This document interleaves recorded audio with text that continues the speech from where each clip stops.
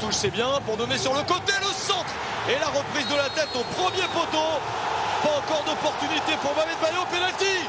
Oh, le penalty sifflé par Moustapha Gorbal. Mohamed Bayo était là au premier poteau, il n'a pas pu bien reprendre ce ballon parce qu'il s'est passé quelque chose.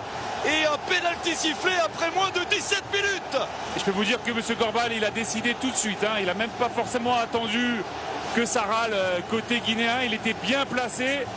Au départ, c'est une super action avec cette passe de Guilavogui. La reprise en une touche. Ouais, ça on voit Chancel quand même. Il accompagne Bayo, mais j'ai l'impression qu'il l'accompagne en le mettant au sol. Alors, je vais être honnête, c'est des choses en tant que défenseur central qu'on fait sans cesse. J'ai l'impression que Bayo, il a été intelligent en voulant jouer la faute. Quelle tension, forcément. Dès le début de la partie, sur un tel moment, Bayo buteur au bout du match contre la Guinée équatoriale. Là, il peut marquer très tôt dans ce quart de finale.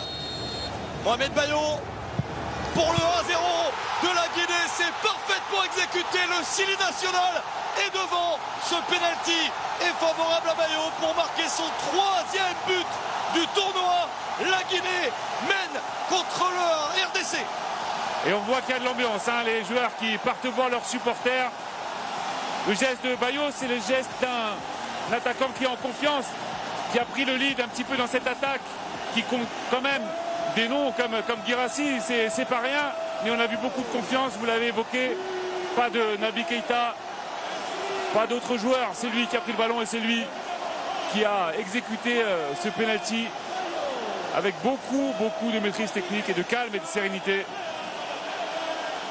Ah, c'est sûr, on va revoir sa frappe, c'est idéal, il sait ce qu'il veut faire, il n'hésite pas.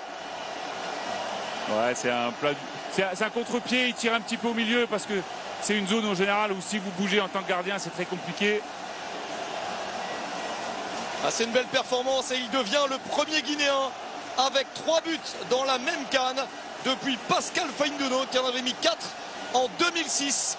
C'est une grosse performance pour Mohamed Bayo, il est chaud. Évidemment, Bemba et Nokinonga sont là, deux très bons joueurs de tête. Arthur Masuaku pour essayer de donner un bon ballon au deuxième poteau. Oh, l'angle est fermé et pourtant le tir est victorieux.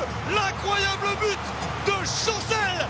Bemba, le capitaine est là, le patron montre la voie à ses léopards. Il égalise un but partout avant la fin de la première demi-heure.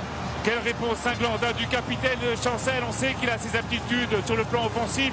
Pas que dans le jeu aérien, notamment avec des frappes. On le voit du côté de l'Olympique de Marseille. Et là, dans un angle fermé, on se demandait même si c'était du bon côté que les filets avaient tremblé. On regarde ici, c'est mal dégagé par la défense guinéenne. Derrière, frappe pied gauche. C'est incroyable, regardez, il est très intelligent. Le contrôle orienté. Derrière, le pauvre Koné ne peut que constater les dégâts. C'est mal dégagé, Janvier et puis Bayo ne peuvent que effleurer ce ballon. Et quel but de Chancel Bemba. Regardez, avec l'aide du poteau, Koné qui est surpris, il ne peut pas faire grand chose, ça part très vite. Un but dans le tournoi et peut-être un deuxième. Yohan Wissa pour s'élancer, pour marquer, le gardien est parti du bon côté, mais Ibrahim Koné n'a pas réussi à sauver. Wissa marque et forcément le Fimbu est de sortie. La RDC met 2-1. Là aussi, il fallait avoir du sang-froid pour Wissa. On a presque l'impression que Koné était sur le ballon. On va revoir ça un peu plus en détail. Mais c'est terrible parce que, on l'a dit tout à l'heure, il y a des occasions pour la Guinée d'aller marquer ce deuxième but. Et derrière, ils sont totalement déséquilibrés. Et tout un symbole, Wissa, l'homme en forme, l'homme dont on parle beaucoup du côté de la RDC. On revoit ça, les petits pas. Il est un petit peu lent, il pousse pas assez sur ses jambes, Koné. Et le penalty n'est pas si bien tiré que ça. Mais il est hors de portée, c'est de là l'essentiel. Les défenseurs sont un peu perdus. C'est vrai qu'il est un petit peu partout, il fait un peu de tout. C'est très gênant. Oh, attention à cette balle!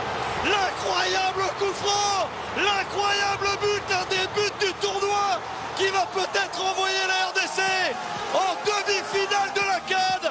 L'incroyable geste du pied gauche d'un leader, d'un joueur fidèle, Arthur Masuaku est toujours présent dans cette sélection. Il a largement influé sur la qualification pour cette phase finale. Et là, il va largement influer sur la qualification pour les demi. Le but génial. Et la RDC mène 3 buts à 1. Mais quel but de Masuaku. On avait parlé de son pied gauche. Vous aviez